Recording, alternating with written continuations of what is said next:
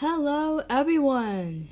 If you are new here, welcome. My name is Alyssa, but I also go by Lyss or Alsira. My pronouns, as always described in the description, are they or she. If you've been a subscriber of mine, and for some reason you've seen the video on my channel, yeah, that's right. According to YouTube Studio, I have not uploaded in 160 days.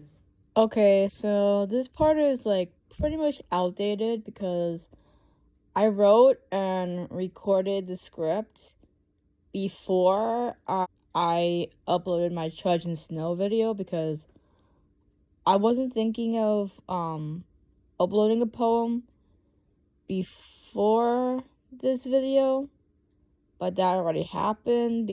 Between Trudge and Snow and far back to my footnotes reading, it was about 164 days of no uploads.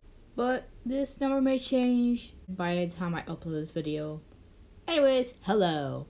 I meant to get this video done around August, before my second year of grad school started, but that summer was just road trip after road trip to states I have never been to with my family, so I haven't had a lot of time to sit down, script, film, yada yada. So for today, I will finally be discussing, in very good detail, my very first publication as an indie author, my debut poetry collection, my firstborn, Constelleidoscope. I will be going poem by poem as well, offering my interpretations and inspirations. What this video will be discussing is suicide, murder, addiction, drug use, and religious trauma. My views are my own. I don't want any religious debates or attacks in my comment sections. We are respectful. Please keep your religious opinions to yourself. How did Constelleidoscope come about? I've started writing since I was a young teenager and since high school. So I've always been pushing myself to get published as an author. The process from just a daydreaming writer to a published author is very much glamorized and a lot of time is compressed, and that could be a different video on its own. The publishing industry is a competition and I don't really know much about it, but if I do find some credible sources, I will link them down below in the description. Besides that, the idea for Constelleidoscope came about in August 2020 when the lockdown was still in effect.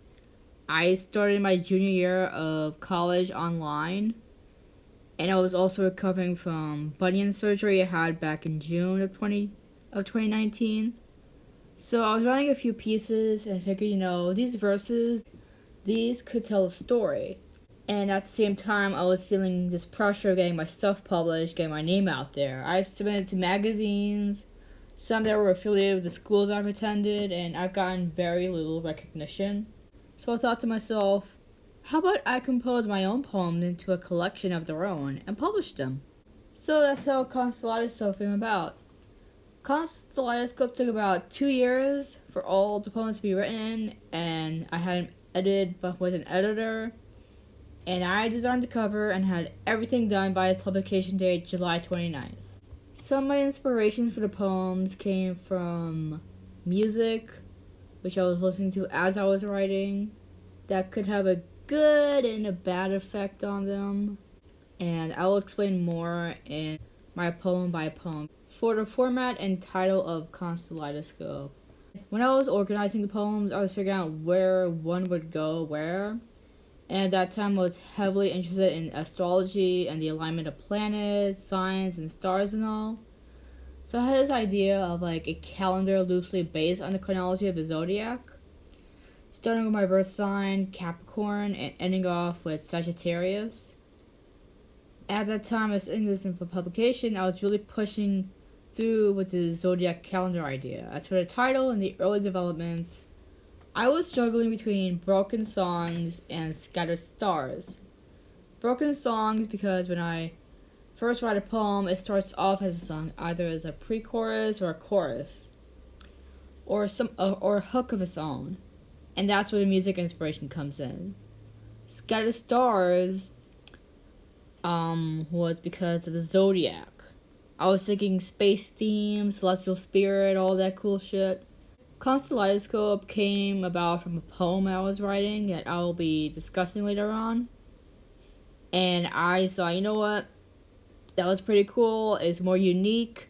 And I was like, you know what? Let's title this a portmanteau. By the way, if you want to read along with the poems, for the past year I've been doing readings and with visuals of my own. So I will be attaching a playlist in the description down below, as well as a playlist of songs that inspired this collection. Let's dive into the poems. Who am I? The very first poem in this collection, however, it was not the first to be written. I wanted this to be a very mysterious introduction. I was speaking from the perspective of a story writer, being the creator of this universe they've made. And one of the characters just out of the blue decide, you know what, I don't want to live anymore. Or they're contemplating that, so. This poem is the creator telling this person, it's not your time yet. You still have yet to find out who you are in this world that I've created. Only then will your death have value. It is pretty dark, but there's a bit of a soft spot there. Also, I didn't want to bring any religious connotation with this poem, but you, the reader, have the liberty to interpret this poem however you like. 3 a.m. I was inspired by a classmate's piece with a similar name. I forgot who this person's name was, but you're probably not even watching, but thank you so much for inspiring this poem. Basically, the idea for this poem was someone who was obsessively checking up on their crush to the point that where they're overanalyzing every interaction they ever had. I wanted to be a little unassuming, yet a bit concerning. Nymph. This was inspired by Shakespeare's Venus and Adonis. Instead of the goddess of love tempting this human hunter, we have a garden fairy who has his crush on a human boy who's just reading on the porch of his relative's home. This guy has no idea what this fairy is trying to do, and is not even fazed by the amount of flowers or how many birds are singing. And then one day, the fairy is ready to confess her true love when she finds out that her crush has a girlfriend. The fairy is understandably distraught, and this is where I incorporated something from Japanese literature known as Hanahaki disease, where a person who's heartbroken starts to throw up flowers. This can be cured through surgery, but the victim will lose memories of their love. And also, this love must be unrequited, so it makes it even more heartbreaking. I didn't just want the fairy to die, I wanted her death to mean something. So as she dies, her remains help flourish the flora around her, and this occurs during the transition of seasons. And this is where I found the final title for this collection, when I wrote the words Interstellar Kaleidoscope. I thought these were like the coolest words I've read in this collection, so I stuck with it. And this is what came up with the zodiac calendar that this collection loosely follows. Aries welcomes his warmth as her soul sinks into the Pisces' frigid ocean. Symphony of the Metal Ballad. When I was writing ideas for a poem, I wanted to write a tribute poem to In Flames, one of my favorite bands in the world. And it's going to be called Swedish Astronaut because they're Swedish and they have a song called Satellites and Astronauts. When I was writing this poem, it was the spring of 2021, a year after the lockdown, and I just saw like the depression a lot of my favorite artists are going through. When I started seeing announcements for festivals and shows, I saw their excitement. It was just a joy you couldn't take away. And this is how I came up with the poem's title. It was a reunion between an artist and their audience, and how far musical performances have come from centuries ago to now. This is one of the first poems in the collection to have like a rhyme scheme. It was a bit more difficult, but I learned about the different forms of rhyming, and I used the sound of words to rhyme. Like, look at these two words. They wouldn't rhyme unless out loud. Guitars played the winds that soared as high as mountains. See what I did there? It's the magic of storytelling. Gale Song River. This is one of my favorite poems to write because the subject is an original character I've been writing and sketching about. He was inspired by Venti from Genshin Impact and Snufkin from Moomin Valley. Mostly in appearances and aloofness, I want to create a mysterious character with a powerful weapon, and who still lives after centuries and centuries. He is musical with his lyre, and he doesn't talk at all. He also has a very dark past sculpted by the wars happening during his lifetime. And you may notice that this poem is very much enjambed. That was done for effect. I wanted this to sound dramatic and really bring in the tension of the story because it's not lighthearted. I see you. This one is a bit more personal. Through the refrain, we see someone going through a very difficult time in one of their private spaces, the bathroom. I didn't give a description of what the person looks like or who the speaker might be, but I'll spell it to you. I was writing from the perspective of a prescription bottle. I'm egging on this person. I want this person to open the mirror cabinet and take in whatever I offer them. I'm watching this person descend into madness and possibly a coma. I was trying to keep up with the refrain, but in the madness of writing this poem, I broke that refrain and went plural and even out to the reader. In addition, I was also trying to keep some variant of the word tired in the third line of each tercet. It did not go well, but it makes sense with the downward spiral of this piece. Earth is dying. This could not be any more truer than what it is now. This was a one take, and the first and final drafts did not change that much. This is one of the darkest poems I've written, and it still goes hard today. Very simple format, 3 words per line. Did not need to rhyme, did not matter the length or manipulation of words. When I was writing this poem, this was when NFTs, non-fungible tokens, and other cryptocurrencies were gaining notoriety. And I seriously hated that people were not paying attention to the effects that cryptocurrencies were having on Earth. We're still trying to prove that climate change and global warming exist and is real. This poem, I was hitting as many points as I could, from capitalism to colonialism to the possible apocalypse. It's another favorite to write. Country Heat. This is a little embarrassing. This was inspired by a dream I had about a musician I was admiring at the time. We have never met. I still love his band's music. I will fight to death for them. Anyways, the beginning of this poem was inspired by the song Fashion of His Love by Lady Gaga.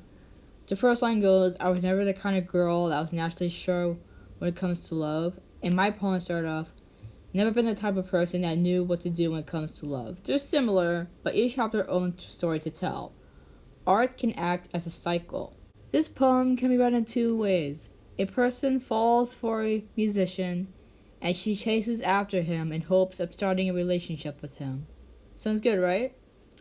Or, an obsessed fan finally has an encounter with their favorite musician and crosses state lines to be with him. Similar to Nymph, the speaker finds that their fave already has a love of his own. So the speaker drives back home and struggles with their heartbreak. Unlike Nymph, this person does not die. They just move on, coping with the fact that this musician has a life. I referenced 3 a.m. in the penultimate stanza, but it's not self-plagiarism because they're in the same collection. I wrote this in contrast of a country singer meeting a city personality. It's still cliche, I know, but who doesn't love a cliche? Birds. I love birds, even pigeons. Seagulls are a different story.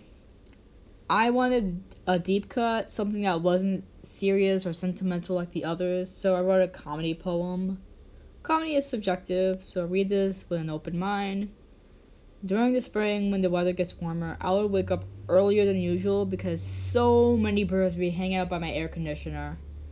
So I just smacked the side of the air conditioner or like the wind or like the wall or something, and it just scares them off. I didn't really do much for this poem. I just let it be.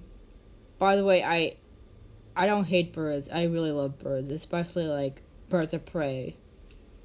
Like you see a falcon diving, like that's just the coolest thing you've ever seen. Via denial. Even though it's one of my favorite forms to write, somehow I always mess up a villanelle. Counting sucks for me. Numbers and ADHD, they do not mix well. It's like alcohol and medication. Don't put them together. This was also a poem that had rhyme.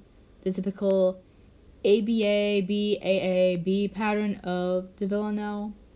This was dipping our toes into the darker poems, even though Earth is dying kind of already did that for us. I was writing from the perspective of being kept in the dark, not questioning your surroundings or your customs of your community, venturing into the unknown. Also worked in a word that may be archaic, nescience. This was fun to write. Gemini eclipse. When I was rearranging poems, this became the midpoint between light and less fucked up to dark and heavily fucked up. At this point, I already decided on constelleidoscope, but the title of this poem also became a contender. I fought with it and kept constelleidoscope. I had several drafts of this thing, most of them starting with the same line as this one. How true can my words be? I was really into the horoscope and the big three. Gemini represents the twins, so I thought dual personalities. I am not talking about DID or dissociative identity disorder, but the face we show to others in order to gain their respect and friendship versus our actual selves. I'm autistic, I have ADHD, I suffer from childhood trauma. This shit is tiring. I hate masking. But I've grown up doing this that is second nature and somehow it's still not enough. The poem starts off with a structured tercet. Then the speaker kind of loses it. Their form breaks, they start cursing. They're more free and no longer being the errand girl or punching bag to their undeserving former friends. Also, this poem really got into the astronomical language.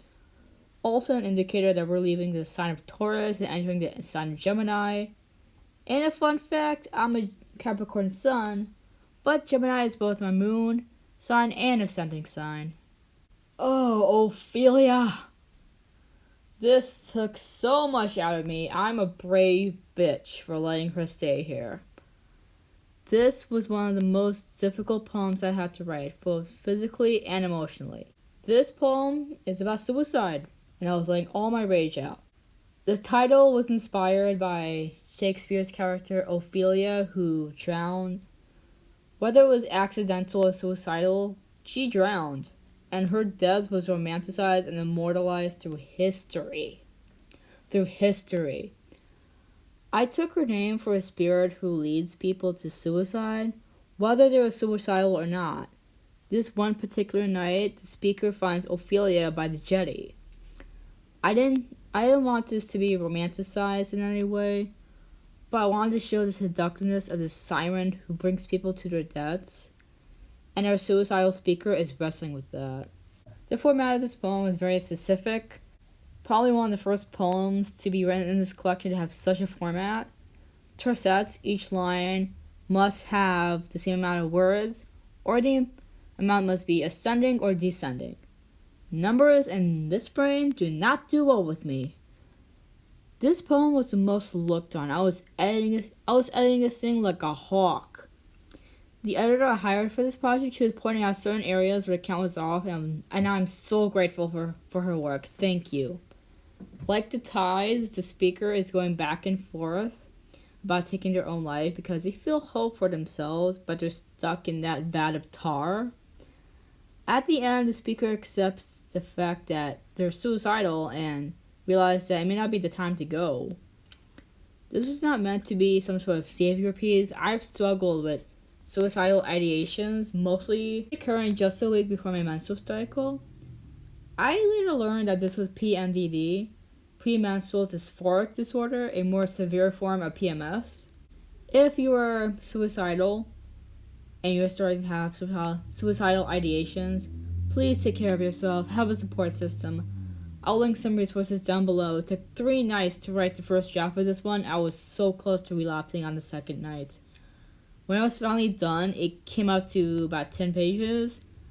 I did use a few songs in this one, but the one I remember using clearly was Shattered Glass by Fit for a King. I will link a playlist in the description below showing the songs that inspired this collection. The Day God Died. This is a heartbreaker.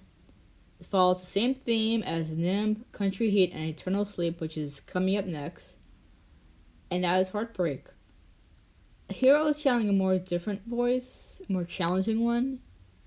The title of this poem was inspired by the name of Silent Planet's debut album, The Night God Slept.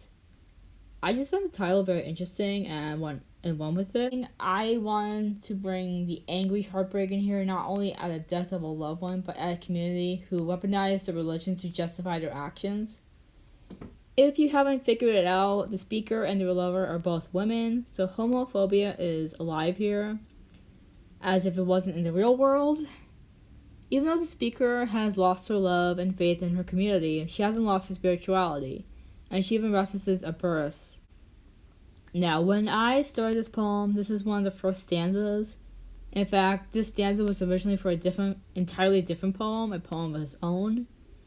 It was inspired by 3 Day Grace's riot. A few weeks had gone since I wrote these stanzas. A Lifetime movie came on. Yeah, I know. Lifetime. It was called The Virgin Sinners or something like that, and the first scene was an off-screen narration of a biblical verse. I know it's for Corinthians, but you could probably figure it out from the poem here. That's how the basis of this poem came about, and everything started tying together. I don't have an exact timeline of when each poem was written, but I do recall certain dates. The movie that I watched was released on February 2021, so we're near the halfway mark when the poems started to come together. I wanted to leave the speaker's spirituality and fate a bit ambiguous and hopeful. Eternal Sleep. Okay, so in the original edition, this poem did not have the heading like the others, so when I generated the table of contents, it was completely omitted. Like, the poem was still in the collection, but the title of the poem was not in the table of contents. That problem was quickly resolved about a month before the 1-year anniversary, so crisis averted.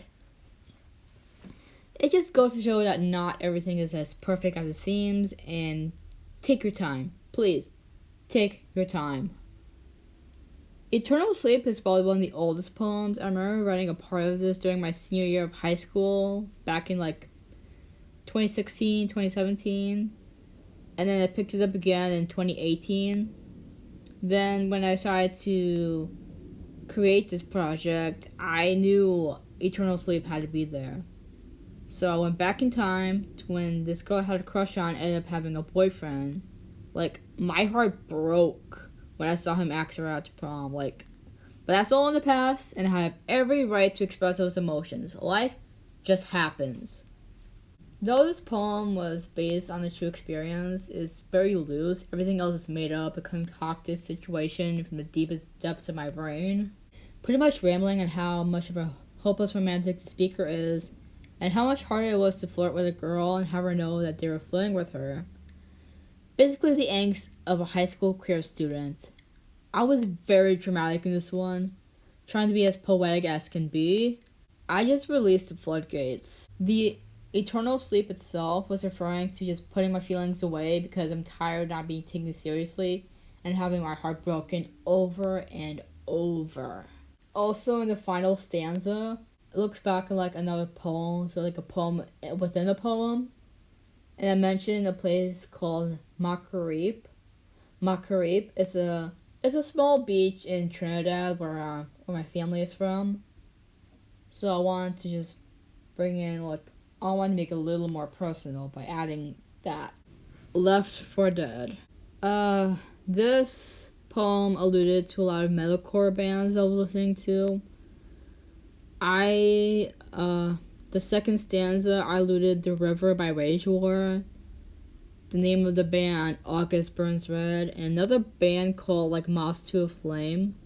But I never listened to that band, I just wanted to allude to them. This poem is heavy on betrayal, but I didn't want the speaker to be perfect. Basically what happened was the speaker and their friend who betrayed them both used drugs. The speaker was about to get high when their friend ran out on them and the cops found him. He is very pissed off at his friend because he felt like he was thrown under the bus, and It's also kind of heartbreak and listening to a lot of metalcore, so this was originally a song. I extended it out into a poem, and it still has the angst one would expect, and it also has one of my favorite stanzas, and it's just so good. Like let me pat myself on the back.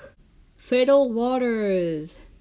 For this one, I was searching into my past and found out about certain stuff about my ancestry.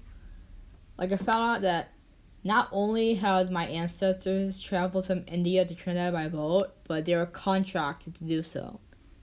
You see, when slavery was abolished in the Caribbean and the UK in like the 1830s, I believe, there was a process called indentured laborers that started happening for the UK.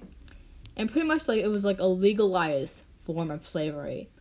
Working on sugarcane fields for a set amount of years and then receiving little to nothing for it. And my ancestors had to be a part of that group, the group that is the indentured laborers. It's just startling how now my ancestry is part of that history. The title Fatal Waters was referring to one of the ships that arrived at Trinidad. It was called the Fatal Razak. Please forgive me for if I mispronounced that. Some titles included Fatal Rocks or Bloody Shores. Fatal Waters felt more appropriate considering the timeline we're talking about. Another inspiration to help with this poem was the death of my paternal grandmother back in 2009. My father's side of the family is Hindu, so when a Hindu dies, their body is cremated. So that's where the poem starts off that way, and it rolls back into a time when colonialism wrecked the islands, and indigenous culture as we know it became as obscure as centuries-old DNA. And I will admit, reading through this, I should have given myself more time to really revise this piece because it felt so far-fetched. It felt like a little stretched out. Then again, there was a lot of history of slavery that we still do not know about. Storm Raider. Another favorite of mine, and the second one to talk about a character from my story universe. An awesome adventure with an awesome heroine, like that's cool shit. Plus she's the captain of a ship. That's awesome. This was a little more difficult to write because I was also rhyming like AB, AB, BC, BC. So some of the words had to either be concrete or slant by the syllable themselves or sound itself. Really put my major into concentration. I just wanted to write something fun aside from all the dark stuff I was writing in this collection. One of my fiction stories will have her as a main focus. So keep an eye out for that in a few years. Where the Lost Live. One word was in mind when I was writing this: dystopia. This was one of the final poems to be written, and this was one of my favorites to write. The final 3 lines are the inverse of the first 3 lines. During the time of writing this poem, there was enough debate and controversy on whether climate change existed. I was overwhelmed by the amount of toxic material releasing out into the atmosphere and the rising temperatures and those dry as hell winters. Like, we have not had a proper winter wonderland in New York City in like over 2 years. That's insane. I live in New York, Long Island more specifically, but I grew up in the city. I grew up in Queens. So I've seen how beautiful the city is draped in snow, but traveling through snow is not fun at all. 7 stanzas from September up until March, detailing the idyllic life upon a concrete setting. I was also representing my childhood in Queens, and no, I did not have a teacher named Delilah. I used imagery and the emotional capacities we had as human beings, and where did all the compassion go? Where did the unity go? Now that Earth has turned to this unrecognizable wasteland, and there's a sense of unity with people who are able to survive but are not able to overthrow a government that is currently profiting off the remains of the world, I wanted this one to have a typical dystopian plot and dystopian setting. The speaker is honest. They admit they also contributed to making this world a hellhole, as well as every other human being on this planet. No one is perfect, and no one wants a perfect character. We want a human character. And now, the ending is ambiguous and dark. River! One of the first poems for this collection. I wrote the final stanza to the tune of Drunken Sailor, a good old sea shanty. But I didn't know what I wanted this poem to be about. Then I was watching a true crime show, I believe it's called Southern Gothic, and that's how I got the idea. So I just started typing with the song in mind, and I was singing it to myself, and the melody came along, and became its own thing. It's just a sad tale with a change of season. And I was very specific about when I was talking about this poem that I did not call it the river. I just call it a river. It could be a name for someone. Radio star. I was questioning on whether I should have kept this in or not because of who inspired this poem. I'm a big fan of the person who inspired this poem, and my intention was not to exaggerate the story or to make fun of her. In the weeks coming up to the publication date, I was wrestling with myself on whether I should have kept this in or not. I'm not telling you who this person is because I'm being respectful. I wanted to show the expectations of a young woman entering the music scene, and being taken advantage of by those she trusts, mostly being men, because there's been a long, long history of men fucking women over, especially if the woman is in her early 20s or just turned 18, and this is her breaking from that chain. Of Bird and Dragon. I wrote this around the same time I wrote Where the Lost Lived, so they have a similar structure. The structure of this poem is more specific because now we're following 3-5-3. The first and final stanza have 3 lines, and they can be in verse of each other, while every other stanza in between are 5 lines. I'm not sure if this structure had already been established, but it is in this collection. This poem talks about 2 brother birds born from a powerful raptor who was sexually assaulted and is now powerless. The theme of generational trauma is spoken to the analogy of these birds and how a legacy is dealt with and built. One wants to fly and explore the world, perhaps be as free as his mother once was. But his brother is very adamant about staying and defending the forest, just like his mother has.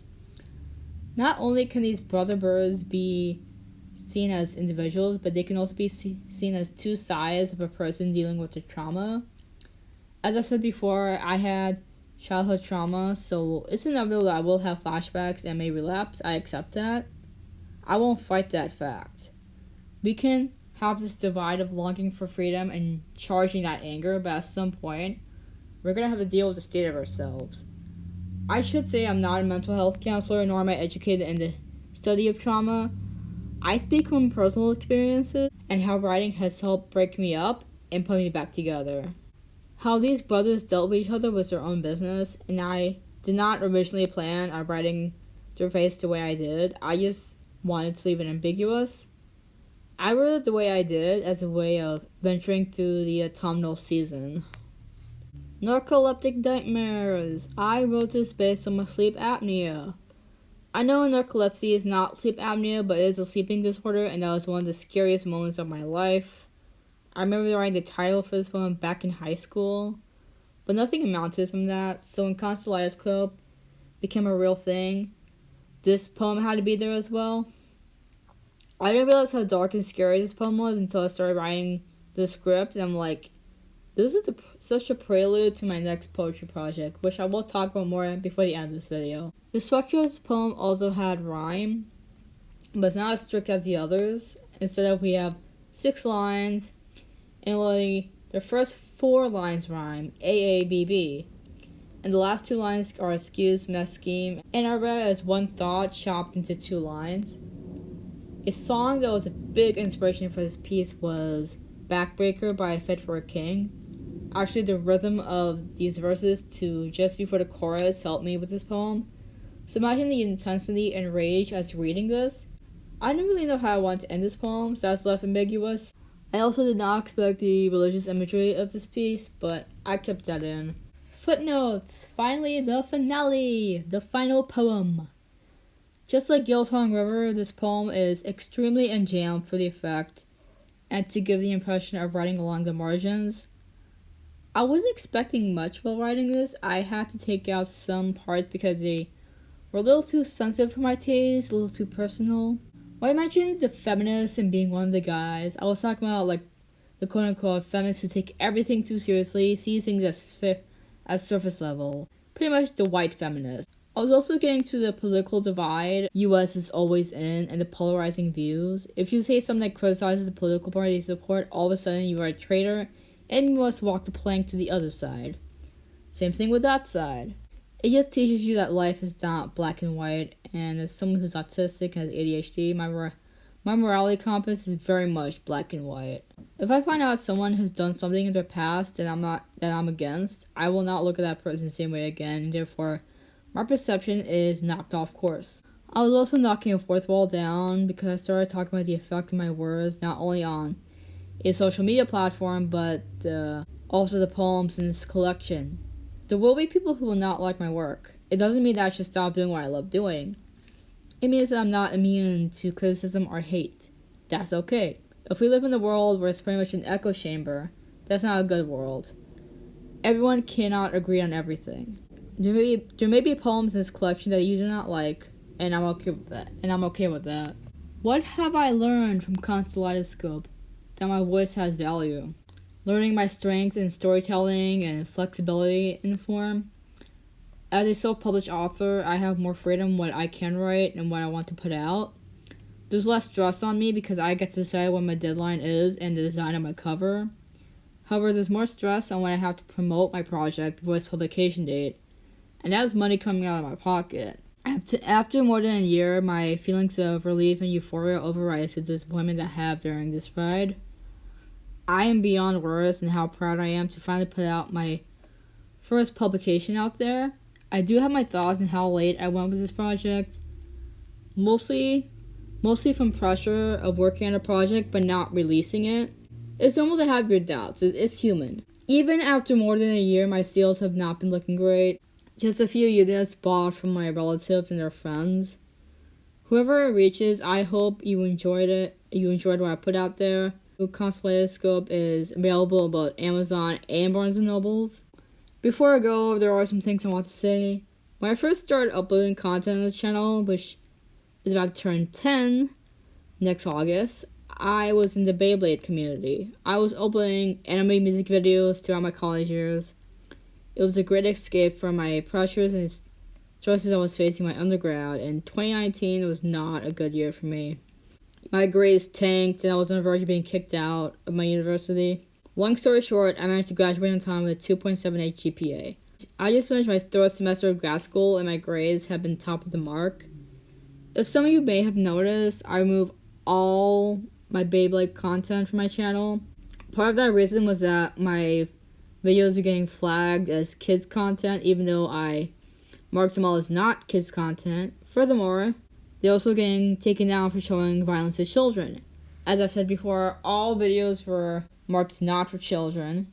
It only happened once, but you know how it is. So I took down every single anime music video I created. I apologize for not opening sooner, or speaking up sooner, but I didn't think anyone was still watching them.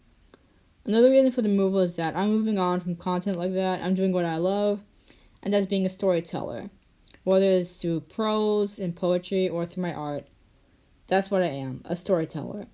I'm not sure how my frequency of uploads will go on from now on, especially since my final semester is thesis. I will be uploading book reviews and commentary videos on certain situations. I'm also working on other projects, mostly as an author.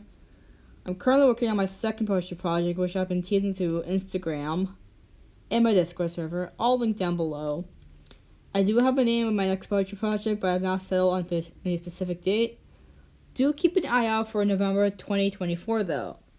Thank you all for supporting me so far. We are so close to 500 subs, assuming that my sub count is public. Please buy my book, Constelleidoscope. Every purchase counts. Make sure to hydrate and be safe out there. Bye!